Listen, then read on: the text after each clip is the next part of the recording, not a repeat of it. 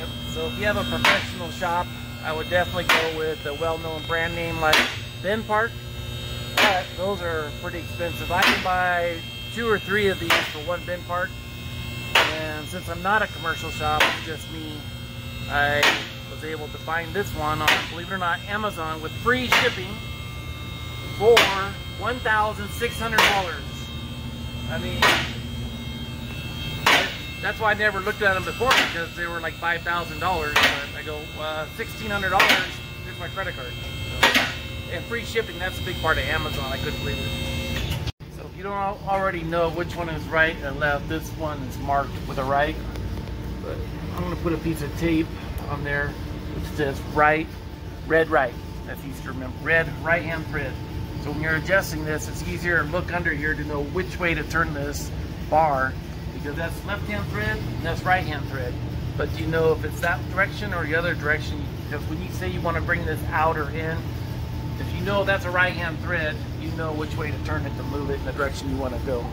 So let's go this side too. Right hand thread. So I need to adjust these. So since I'm here, I'll explain the rear. So these are thrust bars. So you have 2 pieces that adjust your camber on the rear. You have your half shaft and your thrust bars. The only adjustable part is thrust bars to bring your tires in or out for camber. The toe in on these adjusted right here with these shims here. You got to loosen this bolt up right here and pull these shims out and adjust your toe in each direction there. That's how you adjust that. These here are your ride height. This tells you how high your the rear of the car is. One thing you got to pay attention to is the half shaft angle right here. This is going to be very critical for vibration. You want them to get them pretty much parallel to the ground. Perfect, yeah, parallel to the ground. If you get too much of an angle, if you lower it too much or it's too high, you'll end up with a vibration. Asking how I know. You can go a little bit off from parallel, but not too far. On the front, I did the same thing, marked these right or left. So these are going to be able to adjust your toe in. So on the back, it adjusts your camber. On the front, on the Corvette, these adjust your toe in. And then your caster and camber are adjusted on the upper arm. I'll show you when we get up there. Alright, so today we're going to do a 4-wheel alignment for people that live far away from an alignment shop. And if you change any component on your car, like tie rod ends or A-arms or something, you're going to be way out of whack. And if you drive it like that, you're going to get all the tread off your tires, and tires are expensive. So I'm going to show you how to do a backyard mechanic, cheapy way to do alignment. All you need is a string and some bars and stuff. I'll explain here in a bit. But the basics, say this is your car. This is forward. These are your steering tires. To adjust the toe, that would be toe in. That would be straight ahead, and that would be toe out. The camber, if this is towed in like that, that would be negative camber. That would be positive camber. And then on your rear tires, you have, on a Corvette, you have toe in and camber also. But you also have thrust angle, which we'll be able to dial in. Alright, so to do your 4-wheel alignment, you can go to a shop and pay them lots of money and have them do it for you. Or if you want to learn something and play with your car, you can do it yourself. But you'll need some tools to hold your string to do your alignment. And what I saw someone do, kind of changed it a little bit myself, is you take some 1-inch conduit. For me, it's 7 feet wide. And what I did was I taped them together so they didn't move. And you want these marks to be just wider than your tires. I'd say maybe 6 inches wider than your tires. And when they're taped together, make a mark on each end so that you have the marks that are the same distance. And then I took a pipe cutter and I went around. If you look really careful, you'll see a little groove. There's actually a groove on each one of these on both ends.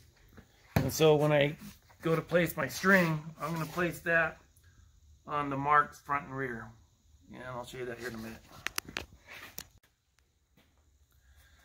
So what I got here is a piece of angle iron and a digital inclinometer. You can buy these pretty cheap on Amazon also. But what I'm going to get at next is the camber is going to go off of this angle here. But what will throw this off is if the floor is uneven. So we need to find out how level our floor is because it'll throw off our camber. So what I'm going to do first is I'm going to take a piece of tape just to get a location of where I need to look for a level.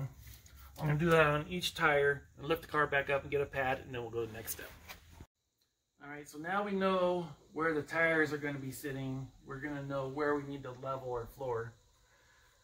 It's very important for the front to be level because if the car is sitting sideways when we use the earth and ground and all that for level, if we start off crooked and we set our camber and get on a level road, it's going to be off. So anyway, that's why we need to make sure this is perfectly level on the front because it will affect steering and all that. So if we take our long pipe and a level, we come where the tires are going to sit, you can see where we're off just a little bit. So before all this, I took a piece of, this is plexiglass, it's 200 thousandths thick, a little less than a 1/4 inch. And if I set it under this side, it brings us level. So that's very important. And then what we're going to do is we're going to take a builder's level, if you guys got one of these. These are pretty cheap. This is one for landscaping, but you can buy and use any other kind. So what we're going to do, I have a surveying stick where you can use a tape measure. What you're going to do is you're going to drop this down to where the tire locations are. I'm waiting for this to level and spin. Alright, so if we come over here, we're going to look at our laser, and it's still trying to level and decide where it's at. So right here, we're at 40 1/8 inches. And then we'll come to the back and see where we're at. And what we'll do is level the entire floor in this manner. So we're at 1/8 inch off here, and right here, we're at 1/8 inch off. So basically, we need to bring the front 1/8 of an inch high, and our entire floor will be level for what we're going to do next. So for my prior job, they encouraged everybody to be ASE certified, which is Automotive Service Excellence, and it's a testing procedure, very, very strict testing procedure. And they keep up with technology, and so they're categorized in different areas. Like that one is for Automobile Master, and there's 8 areas of testing that I did. So you got engine, automatic transmission, steering, brakes, electrical, heating and engine and all that. And there's one for truck, medium heavy truck like tractor trailers and dump trucks. You got one for school bus, engine machinist. You got equipment technician if you're building a truck and installing a box and doing all the wiring. Advanced level, this is for diesel and automotive. This one's the hardest test. You really have to know your emissions and electrical crap to the T. You got alternate fuels, and other stuff that's important down there. But something I tested over my career, and they gave us little bonuses for getting certified. But it's just a piece of paper. I mean, the more tests that I took, the more you learn how much you don't know. And I would say I know about 1/1000th of what is needed to know everything. And I don't know nearly anything. So it's best to approach everything with that mindset. You don't know anything about it. Do all your research because someone's been there before you and done it, and learn from them. That is a very valuable lesson. Okay. We're at 40 5/16. 40 5/16. 40 5/16. So that just goes to show how level this floor is, because this piece of aluminum here is only 60/1000ths of an inch thick. So, gotta hand it to the concrete guys. They did a good job. Alright, I have to explain this. This is very high-tech alignment equipment. This is a trash bag folded over multiple layers. I'll explain here in a second. You're gonna place these exactly where the tires sit. That way there's low friction. The tire will move on here. When you set the car down, the tires will want to flex out, and it'll help the suspension settle so it's perfectly level. Alright, when I lower the car, you'll see how the bags will decrease the coefficient of friction to where the tires will slide out. Here we go. Whee! And then once you have the car completely settled off of the lift, or if you just rolled it back in on the ground, go around each corner and settle everything. Right. If no one's ever seen the suspension on a Corvette, the caster and camber are adjusted with these shiny things here called shims. You take out or add to move this bar for in or out, and what that does is change the angle of your ball joint. And I'll explain over here a little bit better. Say that these are the shiny points here, and this is your ball joint. Is that right? Yeah. So the shims are right here. So if you add shims here and take shims out, it moves this way, and vice versa. You see the ball joint here is pivoting when we do that. So the caster angle, if you move the top towards the rear, that is positive caster, and it'll help you go in a straight line. It'll return to center a lot better. And then if you want to change your camber, you add shims here to bring it this way, or take the shims out to go this way. That's how we adjust our caster and camber. Alright, there's one thing I have to explain on this backyard alignment. I don't have the tools to do caster adjustments, but what we did, well, here, let me back up. When we did the Corvette, we took that laser and looked at the frame points, and the frame was twisted. So the frame is bad. It's not straight, and that's because it was built half a century ago. They didn't have technology we do now. So if you take the book numbers and you dial in your caster numbers, it may or may not work. If you're at an alignment shop, yeah, it'll probably work. But what we did was we did our toe in and camber, went for a test drive, and it pulled to the right. If it pulls to the right, you add more positive caster to that side. So what you've got to do is on the right side, bring the ball joint back. So you take one shim from the back and move it to the front. That way it doesn't change your camber, but it will change your caster. So after 2 test drives and 2 adjustments, we're going down the road straight as an arrow. And that way you take out all the minor imperfections that may be in your vehicle. A test drive is going to be the best way to adjust your caster. And that's how we do it. Okay, here's our alignment set up. The first bar is up there on the front. We got a string running to the back with these custom things I made here to hold the back bar. So you want to make sure that your string is exactly in each groove on all 4 corners.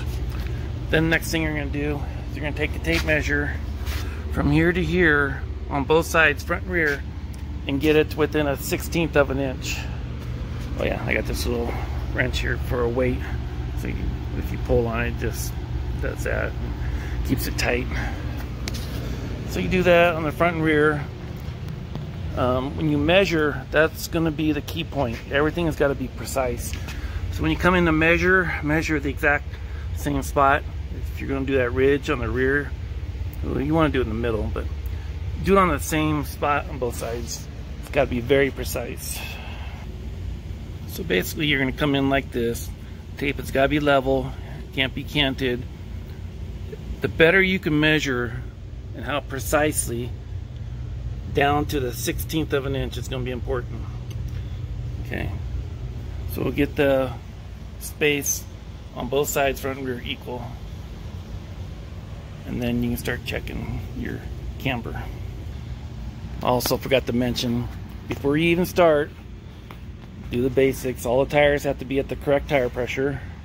Your ride height has to be at the proper ride height wherever you want it, because when you change ride height, it's going to change everything. So get that all dialed in. All your tie rods and ball joints, all that should be checked, because any play in that, even your wheel bearings, if there's any play in that, you're doing all this for nothing. So get all that squared away, brand new, tight shit to start with. Okay, here's a little tool I've got, a little piece of angle iron, nice and straight, and my digital inclinometer. So we're going to be measuring on the edge of the wheel. If most new wheels are pretty true, but you can check it by jacking it up first, taking something here, spinning the wheel and measuring it, see if it has any run out. You want to make sure it has 0 run out. You can still do it if you want to do some math and just place a mark where you need to make corrections. So if we set this here on the wheel and not the tire, let this settle, it'll come in with the measurement. So here I've got 89.77. So you might have to move it to figure out which way it is. So I'm going to pull the top out. And so that shows you that it went to 90 degrees. So that's towed, or not towed, but cambered in on the top, which is negative. So that's within specifications after I made an adjustment. It was out just a little bit. So I had to come up here, and what I did was, I don't know if you can see it, right down there, this shim, I had to add a shim. So you can buy a shim kit. They come in different sizes. And you just, it's really hard to explain, but for street use, you basically want the tires straight up and down. If you're going to be doing autocross or whatever, you want it cambered negative. So that way, when you're going into a turn and the forces force the roll center to make the tire contact patch, the most contact patch with the surface of the road.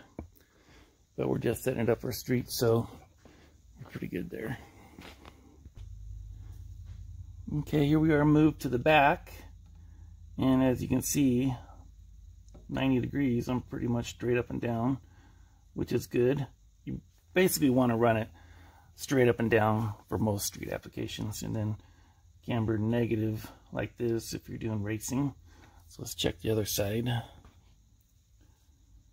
Okay, here we are on the right rear on the other side, and you can see that I'm off just a little bit. So that's where you want to ask yourself, how accurate do you want to be? So I'm 89.93. If we move the top out, it approaches the wrong direction. So pull the bottom out, looking for 90.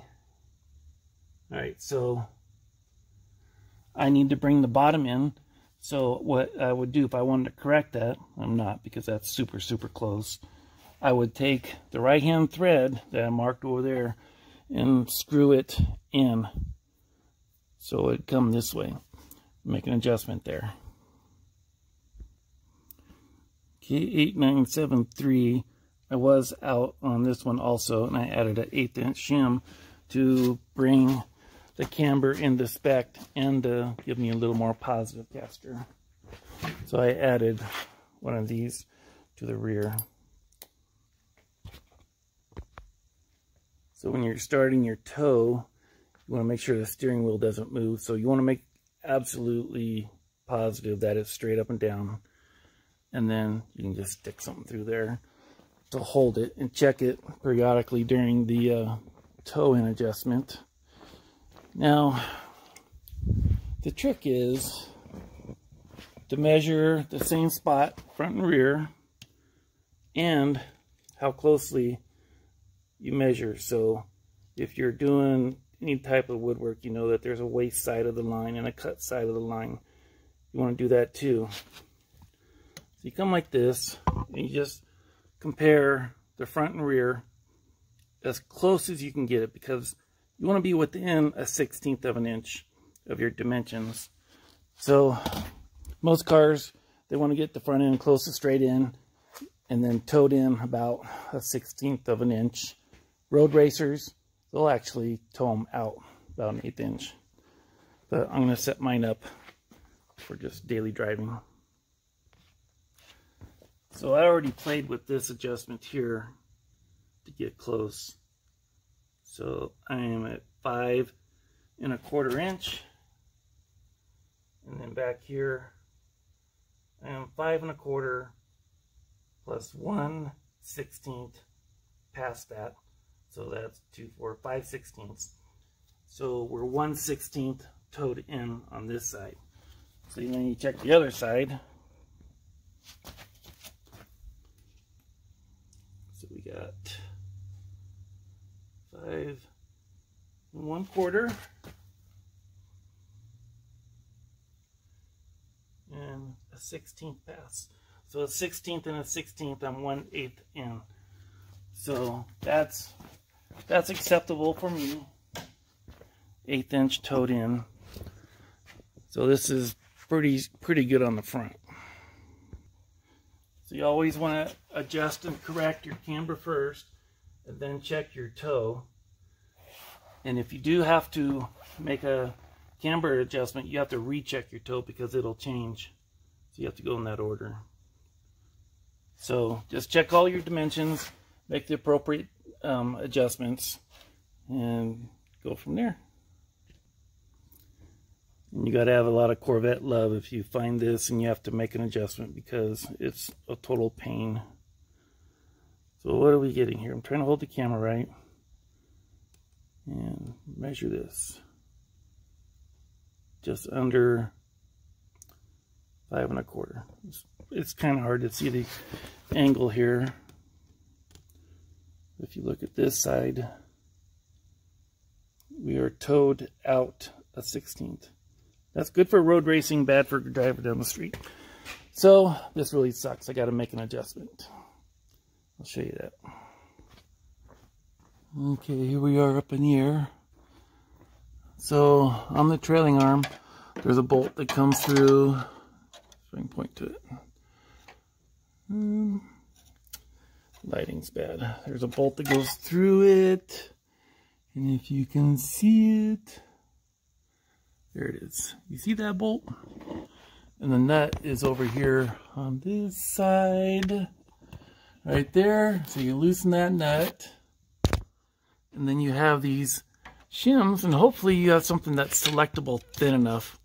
So, let me point the camera right way. Got shims here and shims over here. I'm going to look for the thinnest one. I need to bring toe in. So I need to go this way with the trailing arm. So I'm going to take this tiny, I think this is a really thin, the thinnest one you got here.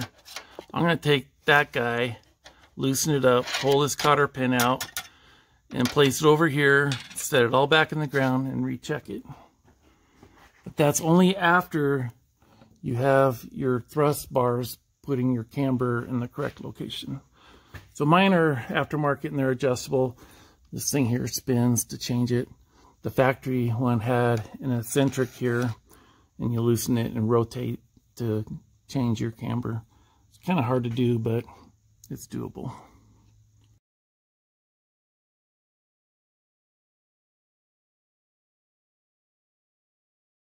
And sometimes you gotta stop and pull the tire off to get that loose because the wrench won't fit in there, and just makes more room for doing it this way.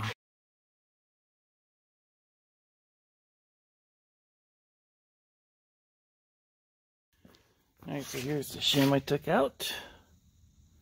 Then this one that was in the stack, because I don't need to move it that much, so yeah, about 20 thousandths shim. So then, I'll show you what I did up here. So this guy was here on this side. I'm going to move it to this side, and that way it'll move the toe in just a smidge. So it's going to go in here. And then I gotta make sure these are really tight, because everything is riding up on that pivot point. Right, so I had to take the whole stack out to get this one in here. If you just try to push that in by itself, sometimes it'll get bent. So take the whole stack out, measure it, and then write it down. So I'm at 590 thousandths. So put that in and put it all back together and check it. Now, since I got it apart, that bolt there is new. if you've never taken this apart on a Corvette, that could turn into a 3 or 4 day project. Sometimes you have to cut them out. You destroy stuff, so then you got to pull the trailing arm out and change out bushing, and it could be a real nightmare. Just a forewarning. Okay, quiz time. Hope you're paying attention. Last clip.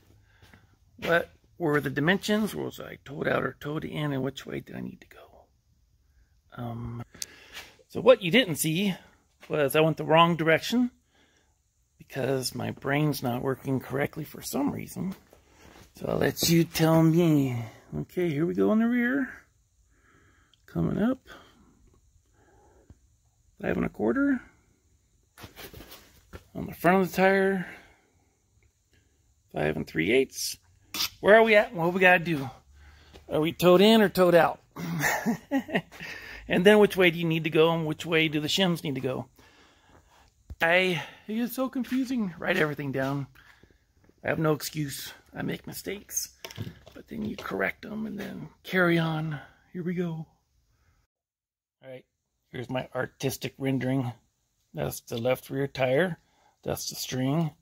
This is our trailing arm. This is the body. Our shims are in this location here. We have 5 1/4 here. 5 3/8. That's bigger, so that means we're towed in. We want to be close to straight.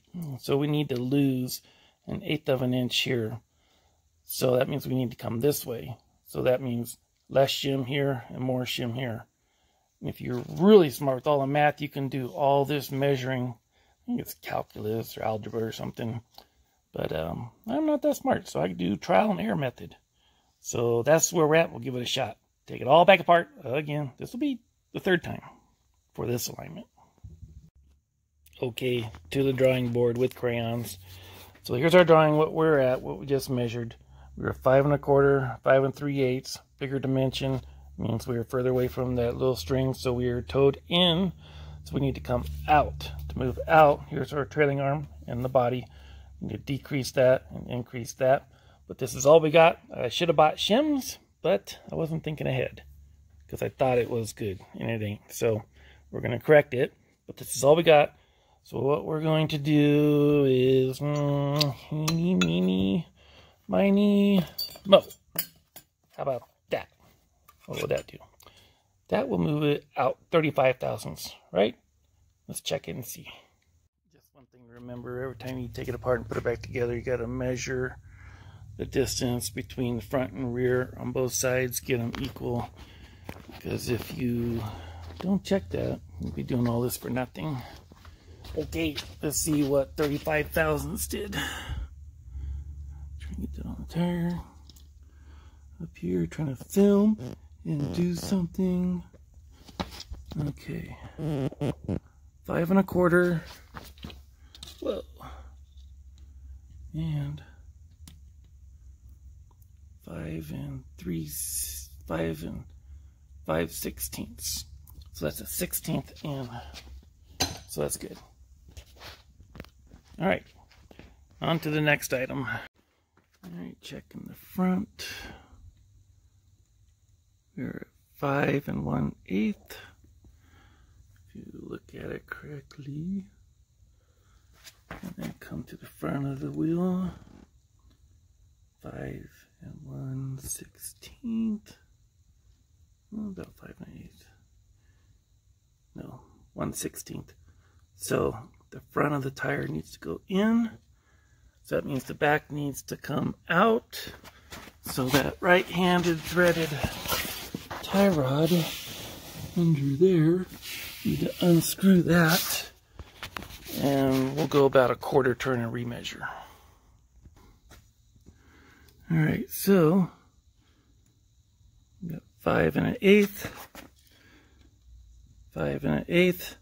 I'm just going quick because I already checked it, but we need to go a little bit more, maybe another 1/8 of a turn out on that. All right, after the 3rd adjustment,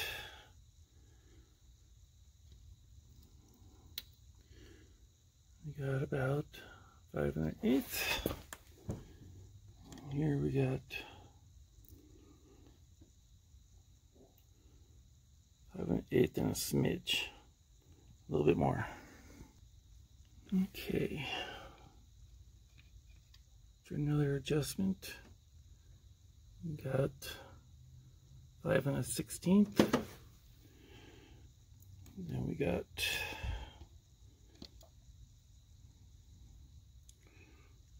5 1/8. So we're 1/16 in. I want to do that for both front tires for a total of 1/8 in. And the reason I'm doing that is these are two. Ooh, what happened? Ooh, okay, thought the battery died. Because these are 285s, and there's going to be more load on the steering components, and it'll want to push towards a towed out condition. Alright, if you had any of your adjusters loose, make sure you tighten them up, torque them to spec. Especially your tires, always put a torque wrench on your lug nuts to specifications. Always, always, always. Tighten up all your loose jam nuts without letting your adjuster turn. If you let this turn when you're tightening these, you're starting over. Alright, the only other thing to do next is go for a test drive. Check for an imbalance in the caster, and those are easy enough to adjust. We'll do that maybe another video, but for now I'm done.